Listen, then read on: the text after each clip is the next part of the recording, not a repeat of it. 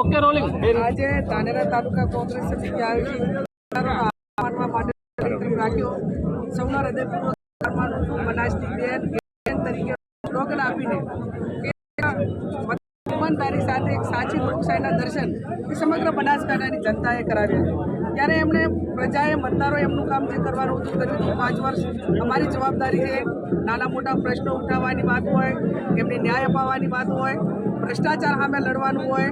વર્તમાન સમયની અંદર જમીનોથી કરીને સાયકલોથી કરીને અનેક પ્રકારના કૌભાંડો બહાર આવ્યા. એમને કોઈને બાકી નથી રાખ્યું હોય. વિદ્યાર્થીઓની સાયકલમાં પણ જો આવડો મોટો ભ્રષ્ટાચાર થતો હોય તો એમની શિક્ષણ પ્રત્યેની અને એમના વહીવટની કેટલી પારદર્શકતા છે એ હું માનું ત્યાં સુધી ઉડીને નજરે આવે છે. ત્યારે આવનાર સમયની અંદર રાજકારણ પણ એવું હોય કે જે કોમવાદને કોઈ સ્થાન ના હોય.